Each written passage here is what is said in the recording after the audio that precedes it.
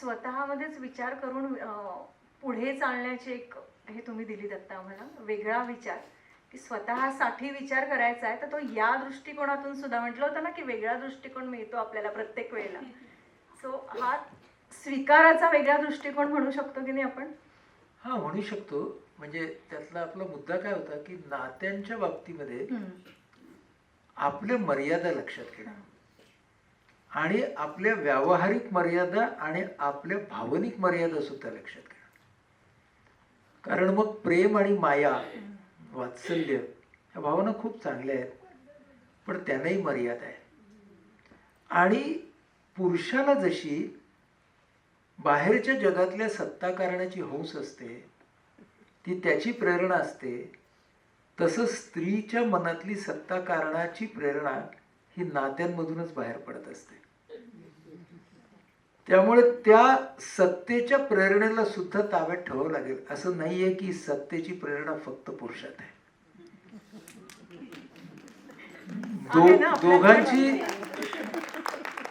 दोघांची खेळाची अंगणं वेगळी वेगळी आहेत, पण खेळ सारखाच आहे. हे लक्षात घेतलं पाहिजे आपण की आपण कुठल्या खेळामध्ये कुठल्या स्टेजवरती किती गुंतावं आणि तो खेळ आहे हे कधी ध्यानात घ्यावं. तर मला वाटतं ही गोष्ट स्त्रीला खूप करावी लागेल. कारण मग बऱ्याच वेळेला आपल्याला ज्या गोष्टी शक्य नाहीत नात्यांमध्ये किंवा जी नाती आपण जशी पाहिली होती तशी नाही चाललेली, त्याला सामोरं जाताना पुन्हा तोच सुपरवुमनचा हव्यास किंवा तो हट्ट पुन्हा जागा होऊ शकतो. कारण मी सगळं सगळं सगळं छान केलं तरी सुद्धा हे असं कसं, ही मुलं, ह्या मुली, ही सून, हे जावई, ही नातवंड, इत्यादी इत्यादी इत्यादी. सगळ्यांना काही ना काहीतरी अनुभव आठवले असतील ना या नात्यांशी. हे असे वागतात आता. हो ना, वागतात ना. हो, कारण ती माणसं आहेत. ती आजच्या काळातली माणसं आहेत, त्यांचे प्रेफरन्सेस वेगळे आहेत. पण त्याच्यामुळे तुम्ही जे केलं त्याची काही किंमत कमी होत नाही. तर ती त्याच्या ठिकाणी आहेच. फक्त आता आपण त्या खेळामध्ये किती सहभागी व्हायचं.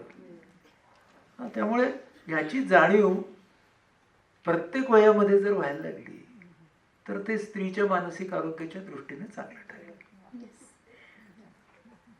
सर, या कार्यक्रमाची जेव्हा आम्ही पब्लिसिटी किंवा लोकांपर्यंत पोहोचायचा प्रयत्न करत होतो ना, त्यावेळेला पुरुषांचा सुद्धा असा फोन आणि मेसेज येत होता की हा फक्त स्त्रियांसाठीच आहे की आम्ही पण येऊ शकतो. नक्की येऊ शकता, कारण हा आपण कार्यक्रम सगळ्यांसाठीच खुला ठेवलेला आहे. असा एक प्रश्न असा मनात आला की फक्त स्त्रियांच्याच नातेसंबंधात नाही, संपूर्ण कुटुंबांच्याच, म्हणजे लाईफस्टाईल आणि फॅमिली रिलेशनशिप याच्यामध्ये मानसिक आरोग्याचा रोल खूप महत्त्वाचा असावा, नाही का? हो ना. म्हणजे खूप काही बऱ्याच पुरुषांनी नाही घेतलेलं सिरियसली, पण काही जणांनी घेतलंय.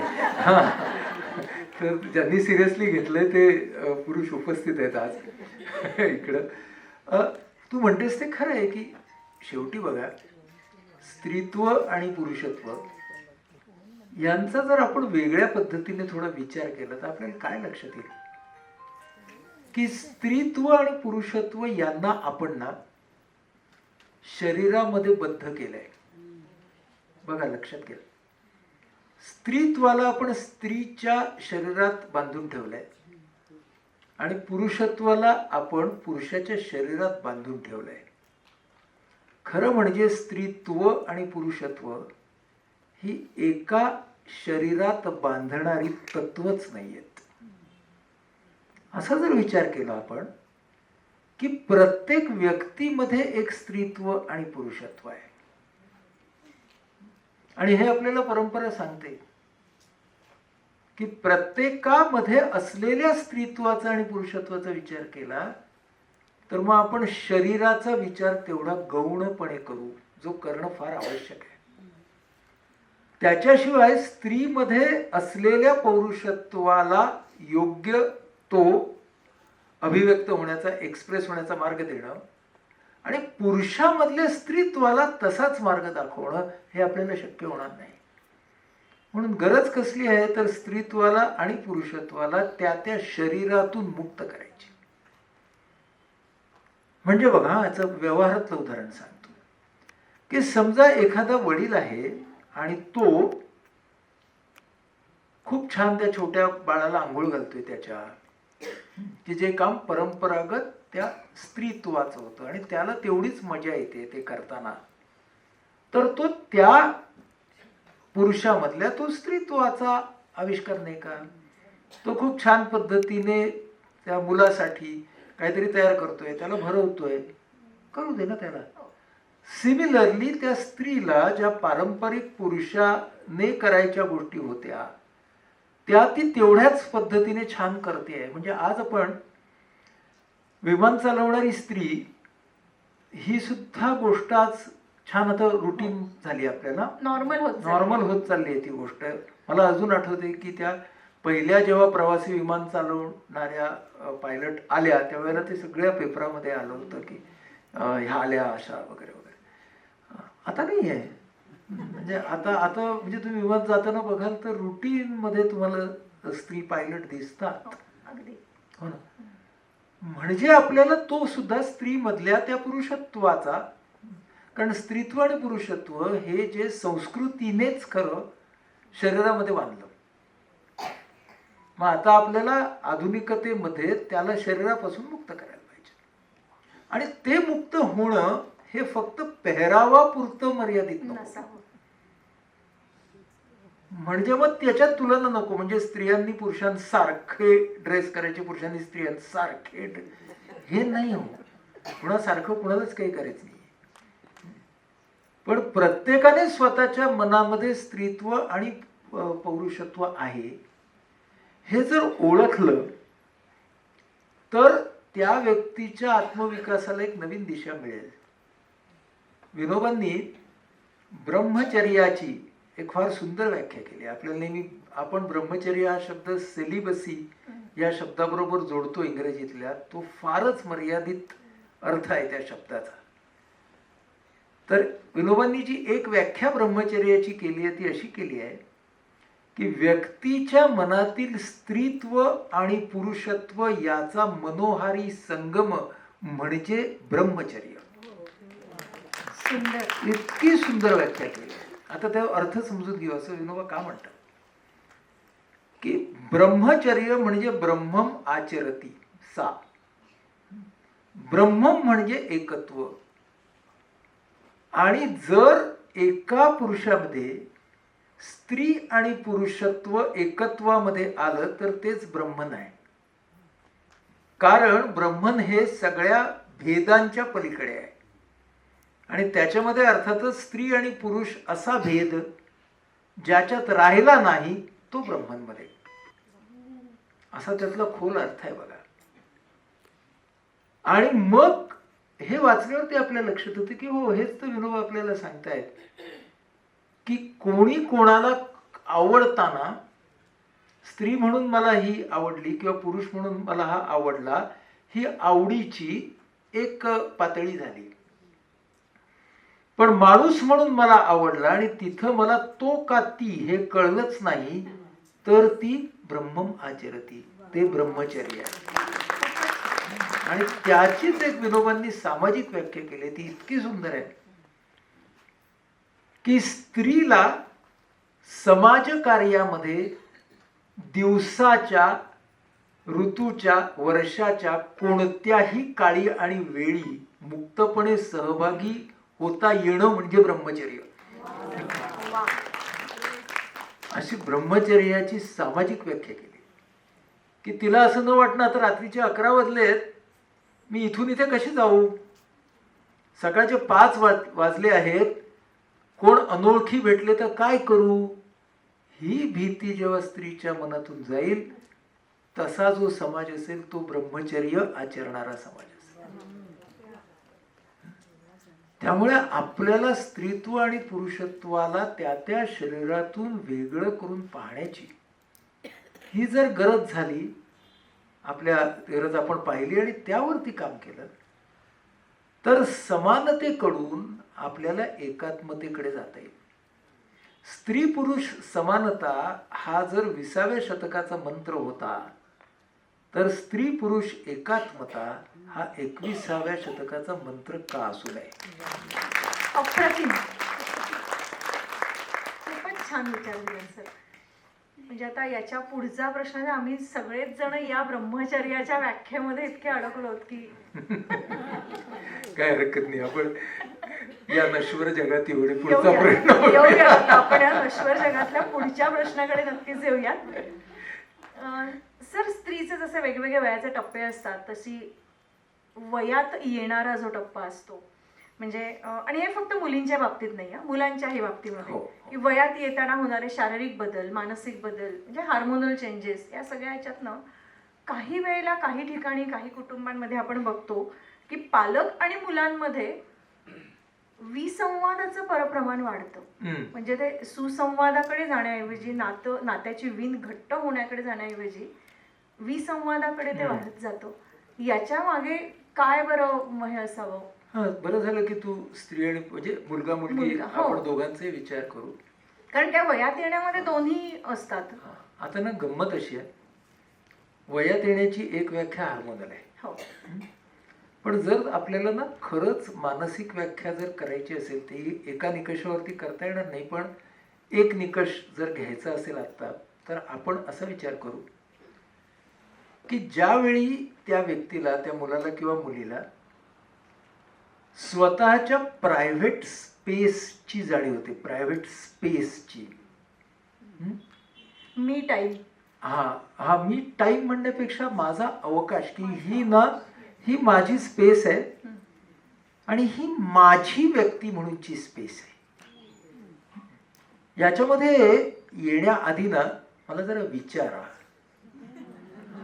नजरेने विचारा, हाताने विचारा की मी येऊ का, पण विचारून या, not before you enter. He space जेव्हा कळते व्यक्तीला ना, तेव्हा एका अर्थानं व्यक्ती वयात येते. तोपर्यंत ती व्यक्ती स्वतःला दुसऱ्या कुणाचं तरी एक्सटेन्शन म्हणून पाहत असते, सहसा पालकांचं. आणि पालकही तसेच बघत असतात. हा, पालकांकडे सध्या नको येऊया, नंतर येऊ. पुढे मी ते विचारणारच आहे पालकांबद्दल.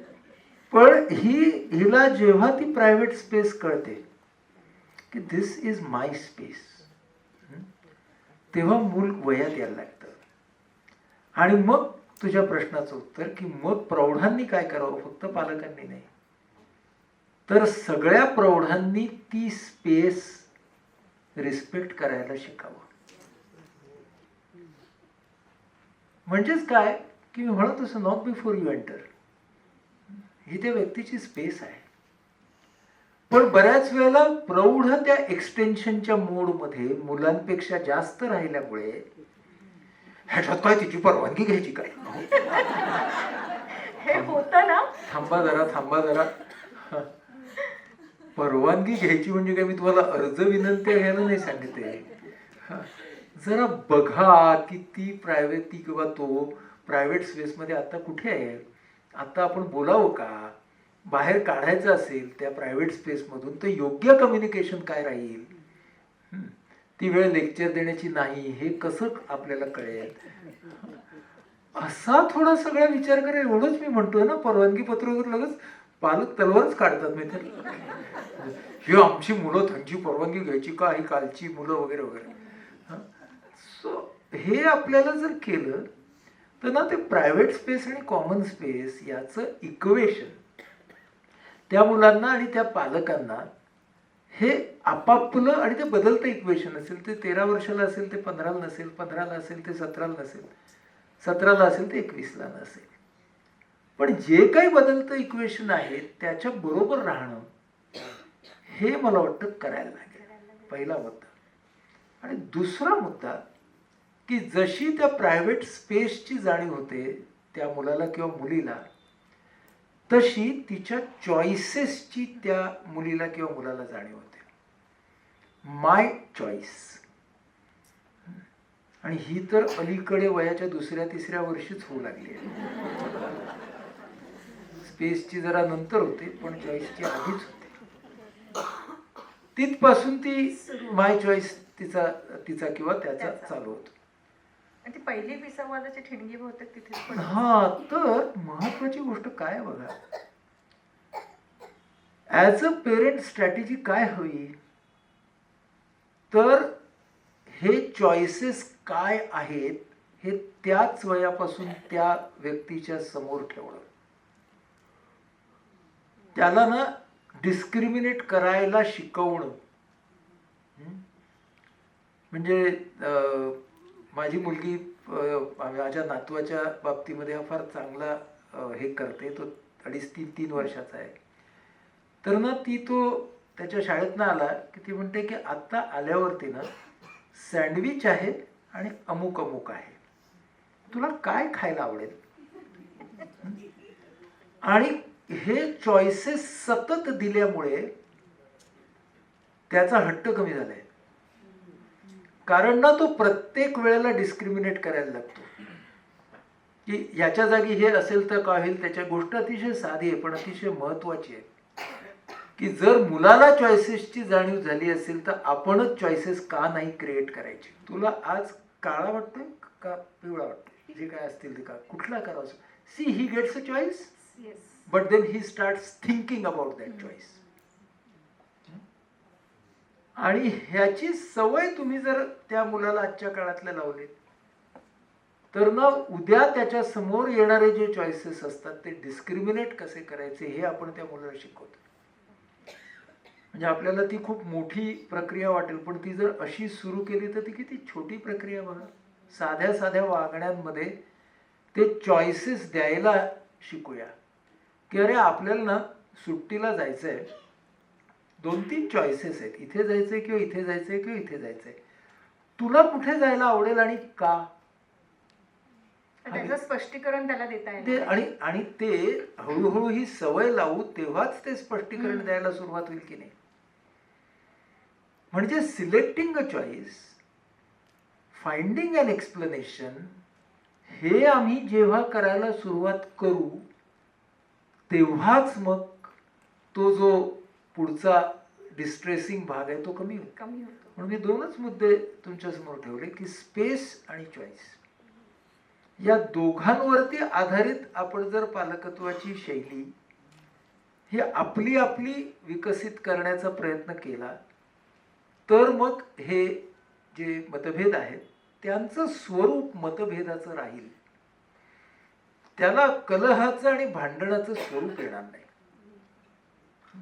आणि मतभेद राहणं हे एका अर्थानं स्वास्थ्याचं पण लक्षण आहे. त्यामुळे मतभेदांना आपण कसे सामोरे जाणार हे विवेकाचं आणि शहाणपणाचं लक्षण आहे.